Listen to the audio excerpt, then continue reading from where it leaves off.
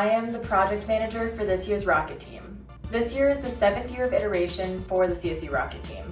Similarly to last year's team, this year's team has had to face numerous challenges brought by the COVID-19 pandemic.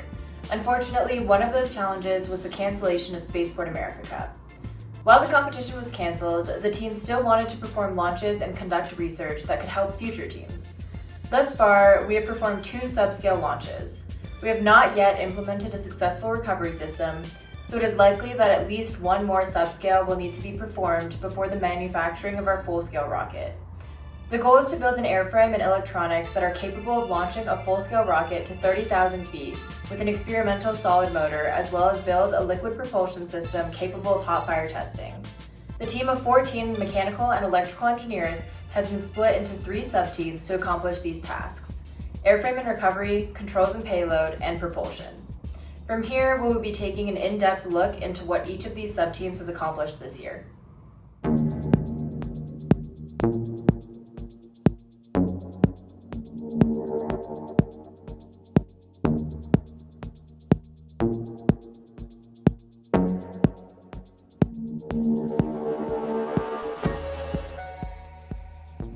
This year, the major changes that occurred to CSU's Aries rocket motor is mainly focused on the thrust valve system.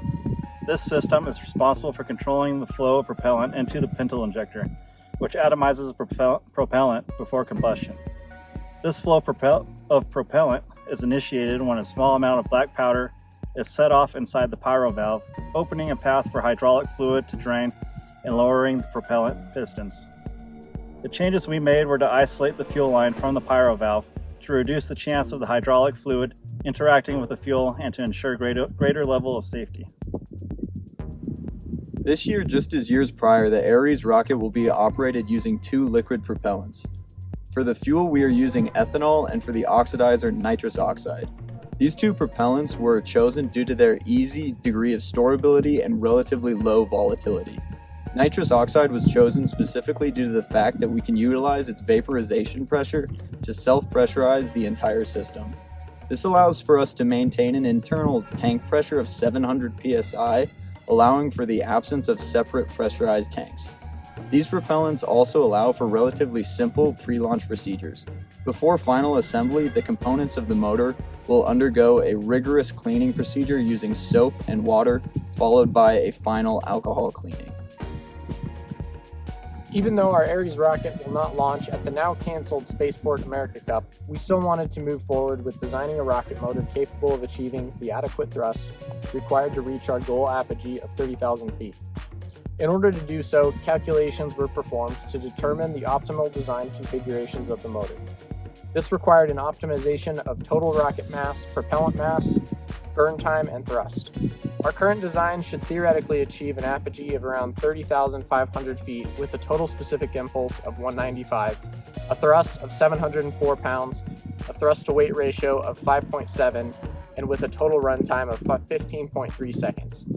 Ultimately, further testing will need to be performed to confirm these calculations. Once we have the final design for the new thrust valve system, the manufacturing process could begin. To accomplish this, we utilized the machine shop at the Engineering Research Center, as well as the Rapid Prototyping Lab at CSU's Powerhouse. The main machines used to fabricate components of the propulsion system were the lathe, end mill, and the CNC machine.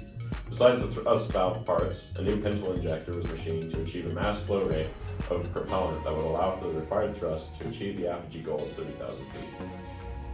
After all the components were machined, the next step for the team was to assemble and test the propulsion system. In order to make sure that the components we have assembled can withstand the pressure forces during operation, the tank and valve assembly was sealed and hydrostatically tested to 1400 psi, double the operating pressure of the system. After hydrostatic testing was complete, the pyro valve was tested to determine the optimal amount of black powder to be used.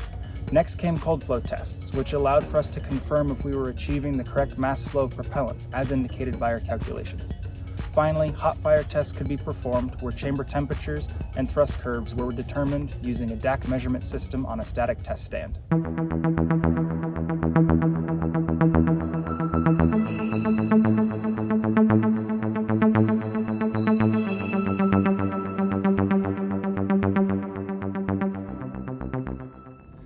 Design is an important prerequisite to manufacturing that requires thorough analysis to ensure that the rocket being built will be successful. Our team used the program OpenRocket to develop constraints for the components' weights and dimensions decided by the thrust of our motor and our desired altitude. Fins were designed to achieve the optimal stability for the rocket by helping shift the center of pressure below the center of gravity. Simulations were run on an open rocket model to test for the altitude, speed, and acceleration the rocket will achieve. So to manufacture our fins, first we cut them out of a piece of plywood like this. And then the next step is to attach them to the rocket, which we use an alignment rig that makes sure they're all at a 90-degree angle. We attach them using epoxy, and then we also create a fillet using epoxy that gives it a nice radius so it's more aerodynamic. And then after that, once they're all secured to the body tube, all we need to do is lay them up with fiberglass so they're stronger, and then we have our fins. The airframe is the most integration-heavy part of the whole rocket. Since every subsystem needs to be held within the airframe, the team must be in constant communication and work together to design around system constraints. Through using programs like OpenRocket, the airframe diameter, weight, and length can be determined. The airframe is layered with fiberglass and epoxy, and the airframe needs to be able to withstand the forces applied when going through transonic flight and withstand the impact with the ground. The nose cone is made in a similar manner to the airframe and using a mold to get the desired shape. After everything is made, the actual dimensions can be taken and put back into the OpenRocket simulation to get as accurate model as we can. While launching our rocket will be exciting, having it come down in one piece will be even more exciting. To accomplish this, our team is taking careful consideration of the weight and drag forces required to achieve a safe recovery. The end result will be a two-stage dual deployment system consisting of the main parachute, a smaller drone chute, and two separate gunpowder burst discs to initiate rocket separation and a seamless deployment. These parachutes are to be deployed at specific times during the flight, with the burst discs being controlled by altimeters and pressure sensors within the electronics bay.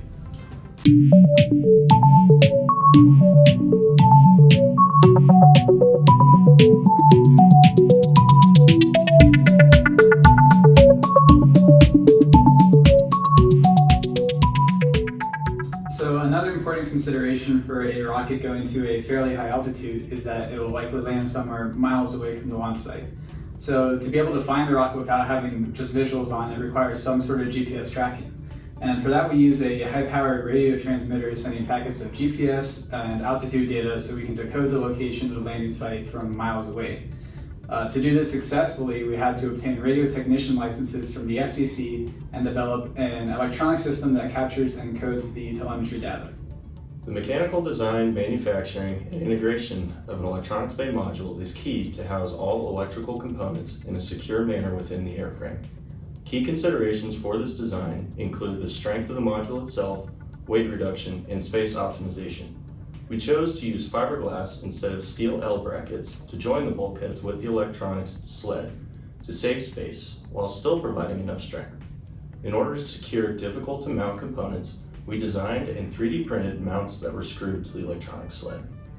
So part of the original goal for our team was competing in the Space Dynamics Laboratory SDL payload competition. The SDL competition has strict guidelines about the design and specifications, which served as an excellent reference point for developing our payload. After many iterations and ideas, we ultimately decided on a 360-degree camera payload. The camera can be triggered remotely, allowing for safe video recording and full synchronization between each camera for easy video stitching later on.